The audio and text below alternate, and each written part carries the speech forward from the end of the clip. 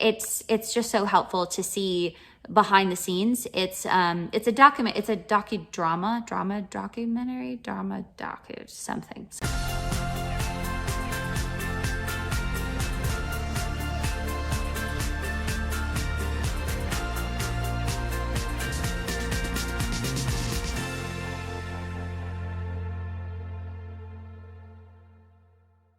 Hey there, it's Chelsea Melcher here. If this is your first time meeting me, I am an opera singer that has started a music school with my husband, and my specialty is helping performers work through and manage their performance anxiety, nerves, self-limiting beliefs, and also helping other music teachers work these techniques with their students as well. Today, we are going to talk about jealousy and comparison. These things are natural feelings, and if you're feeling jealous or comparing yourself, don't beat yourself up, because this is completely normal. It means that you're a human and you're experiencing life.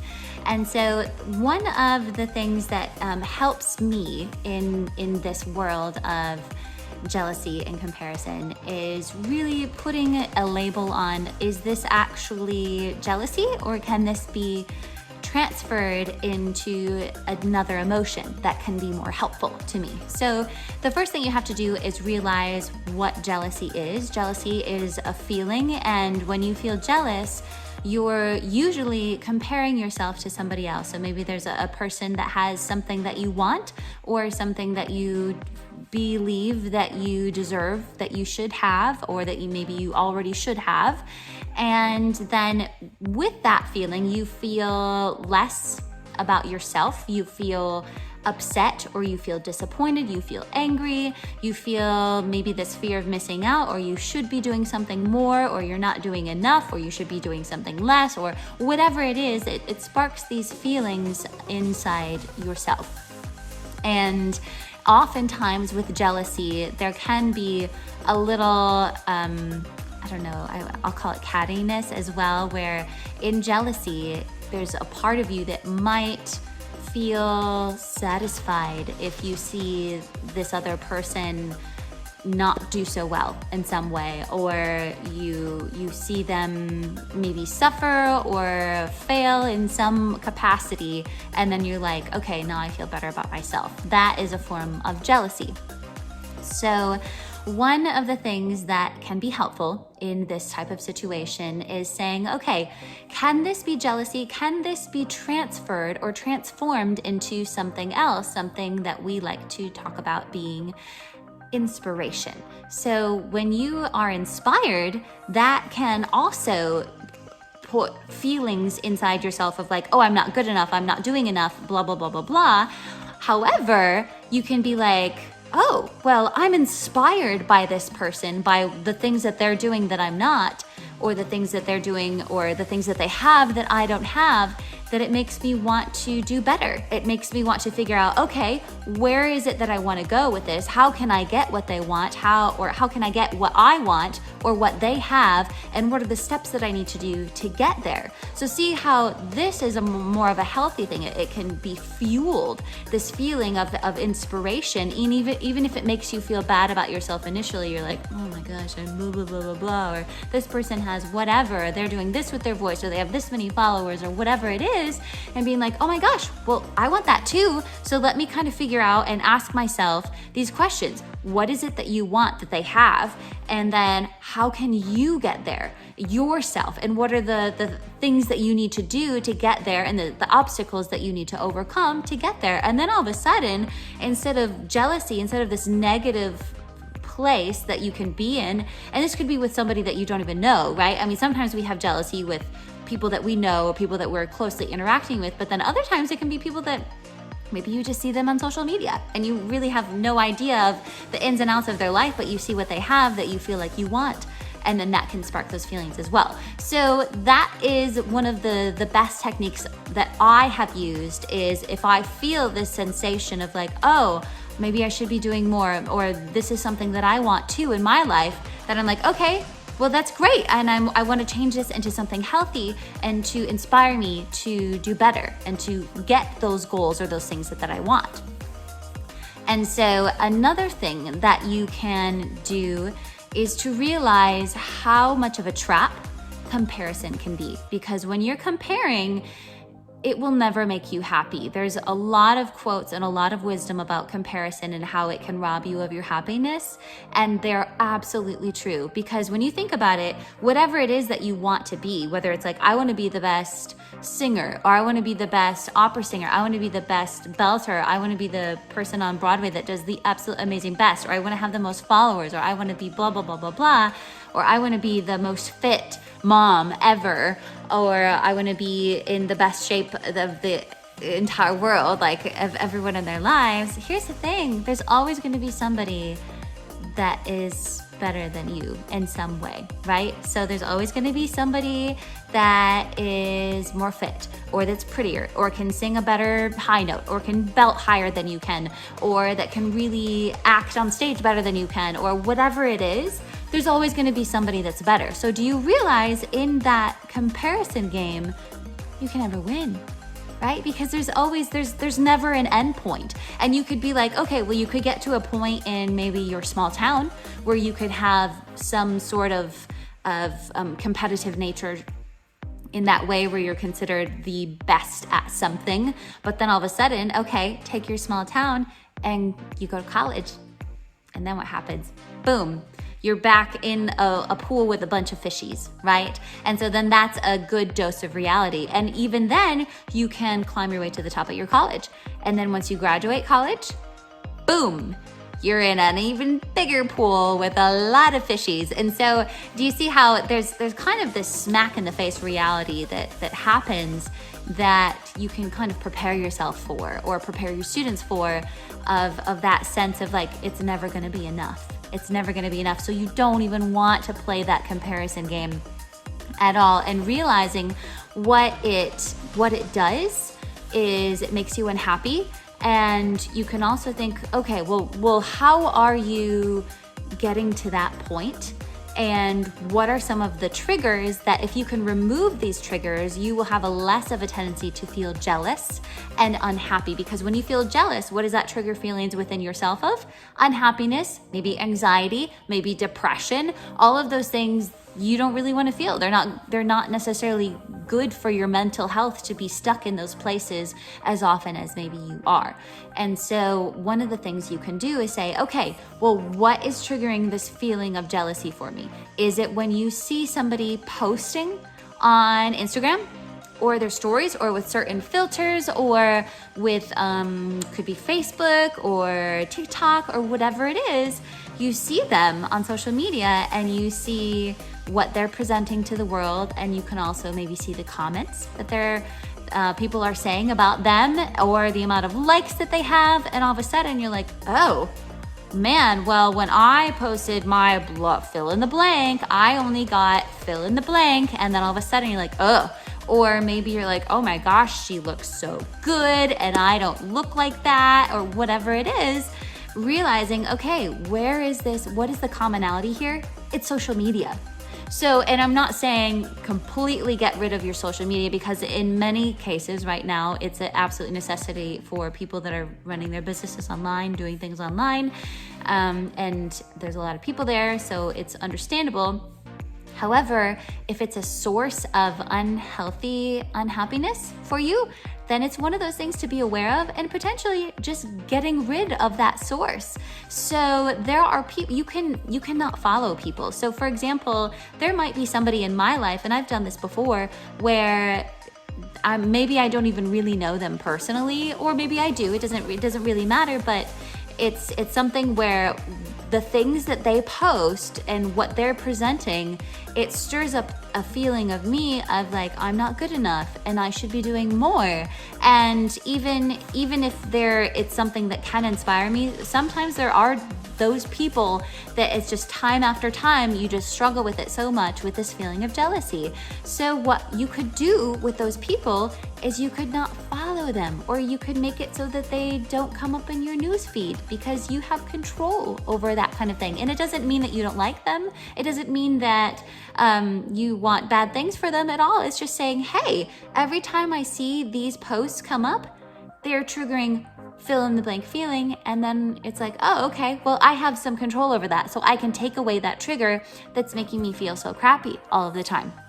You also have to remember that what people are putting out on social media, that's in their control, and that's how they want you to see them. So if they're just posting, all these selfies and filtering this and doing all of these different crazy things that we have with all of these amazing apps, all of a sudden it will make you feel a certain way, but you don't really know the struggles that they're having in their life. You don't really know what things that have really been stressing them out or bringing them pain or trauma in their life. And so there's always things that go on behind closed doors that we don't really know of, and we don't really understand, and we can't understand. And so just knowing that, like, you're in control of what you're posting, and you're in control of what you want people to see. You're in control of what you yourself decide to have come in your newsfeed or who you're following.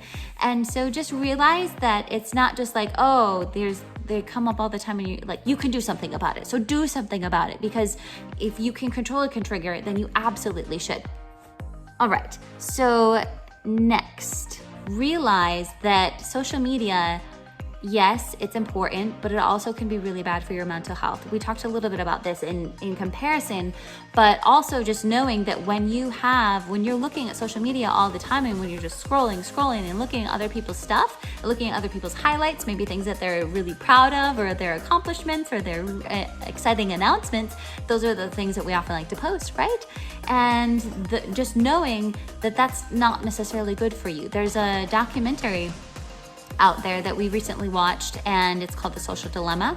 It's on Netflix. If you haven't watched it, go watch it. If you're a person that has a smartphone, go watch it. If you have children with a phone, or children in general in this generation, go watch it. If you have students, go watch it. It's just so helpful to see behind the scenes. It's a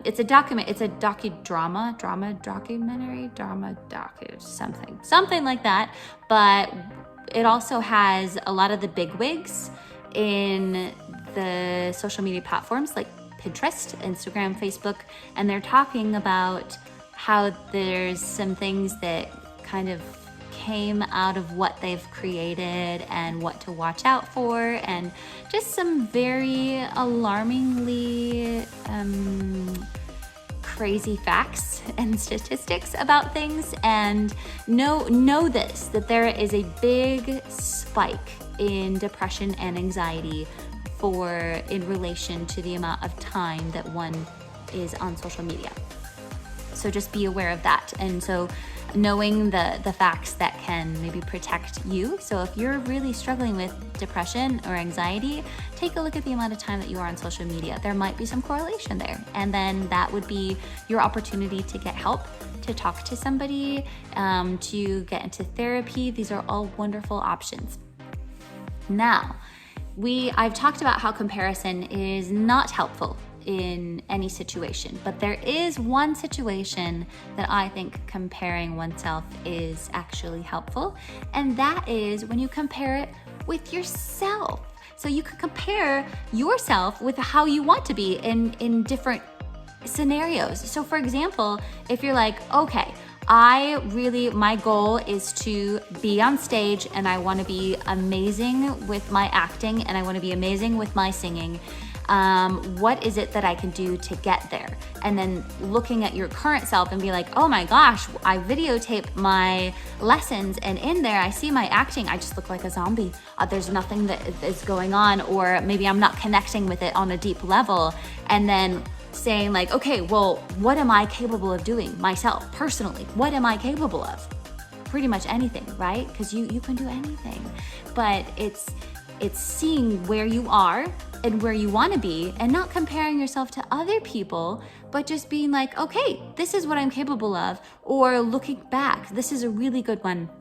Looking back into, say, a recital that was 2 years ago, and being like, how did I sound at that recital? And then most likely you're gonna be like, oh my gosh, I sound so much better now. And I can't believe I was getting in my head about this note or something.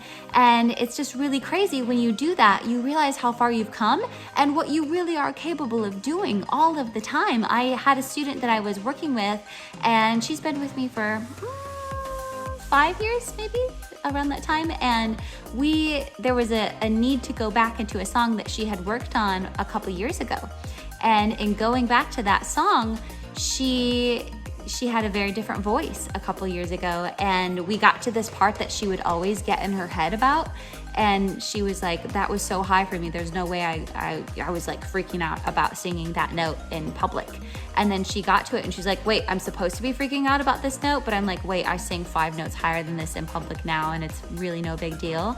And it was just so funny for her to be like, whoa, look at how far I've come. Look at everything I've done with that. And I didn't even realize, sometimes you don't even see how far you've come. So take a second and just look back and be like, wow. Or look at what I used to look like before I really prioritized my health, or prioritize my sleep, or look at what my life was like before I knew that my family was so important, and then I started spending more time with my family. Whatever it is for you in performing in your personal life, just take a look back and give yourself some credit. Oh my gosh, we can be so hard on ourselves, but just take a freaking second and be like, yeah, that's awesome. I've really, really come so far. And if you do want to find other people to inspire you, because I know it's hard to just stick with comparing to yourself, if you want to look into other people and what they have to offer as far as inspiration goes, as long as this person isn't sparking feelings of jealousy and like you're not good enough and it's just kind of this downward spiral, it's your job to take account of those people that do that and remove yourself from the situation or from their newsfeed or whatever it is. But what you can do is you can find people to compare yourself to in a healthy way where they inspire you, but they have to be in the same life mode as you. Meaning, me personally, I'm inspired by a lot of people. My mentors, people that help me through a lot of this stuff and that I get a lot of my ideas and information from are Chalene Johnson and Brooke Castillo. However, if I were to compare myself with Chalene, I mean, she is not in the same age range as me at all. She has 2 kids, just like me, but they're in college or out of college and they're grown up now. And so she's in a very different stage of her life. So if I was to compare myself with one of my mentors or someone that inspires me, I can't do that with Chalene because it's a completely different situation. So what I need to do is I need to find myself somebody that has 2 kids or even more kids, that could work, 2 kids, and then say, okay, well, what phase are they in their life? So are they around like 30-ish years old? Okay, that would be a good person to compare myself to, or maybe like one step ahead of myself. So maybe in the 30 to 40 age range, they have multiple kids, and then they're talking all about the things that they've done. So for you, if you're a student, if you're a music major, compare yourself with other music majors or people that have just graduated. Don't compare yourself with people that have lived in New York for 10 years and now are on the stage and doing this and this and this and that. You can use that for inspiration, but where you're like, okay, where I need to be right now, I need to check in with where I actually am, and then use that to compare yourself. So if you're in high school and you're struggling with something, you can say, okay, well, let me find another student or maybe a friend that is a very similar situation. They've had a lot of dance experience like I have, and they've been in lessons for 5 years just like I have, and their acting is phenomenal, but I feel like I can't even get out of my head to be able to act. So then what would you say? Okay, well, let me figure out what kind of things I can do to get to that point. But that's more of a healthy comparison when you're trying to inspire yourself rather than comparing yourself to somebody that's in a completely different phase of their life, if that makes any sense. So thinking that the world, you have 2 mindsets that one can have as far as this type of thing is concerned. You can have the abundance mindset or you can have scarcity mindset. So scarcity mindset would be you feel like the success of somebody else takes away something from you. And like not everybody can have everything. It's almost like, no, I want this, so nobody else can have this. Or I'm worried about that I'm not gonna have enough, or there's not enough of this good thing in the world, or there's not enough roles in the world, or there's not enough money in the world to be able for me to feel successful as well. Or there's not enough shows in the world for me to have the lead parts that I want to have. Those types of feelings are of scarcity mindset. You feel like somebody else's success is taking something away from you. And then there's abundance mindset. Abundance mindset is being like, okay, just because this person is successful doesn't mean that I can't be too.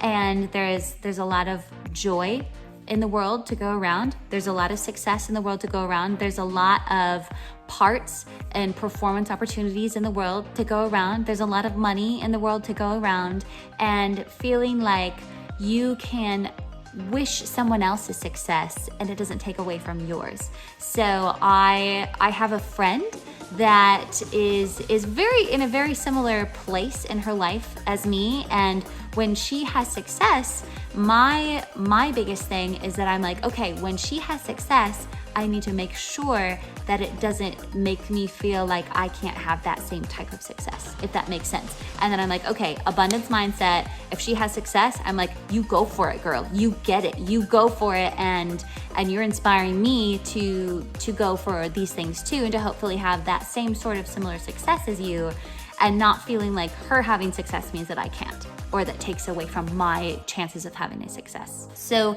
abundance mindset is the last technique that I think is very, very helpful for these. So that is everything about jealousy and comparison. So to kind of recap, just be careful about comparing. You're in control of your newsfeed, and you can channel jealousy into being some sort of inspiration if it's healthy. You can compare yourself with yourself, and if you're comparing other people to inspire you, just make sure that they're in the same phase of their life as you are.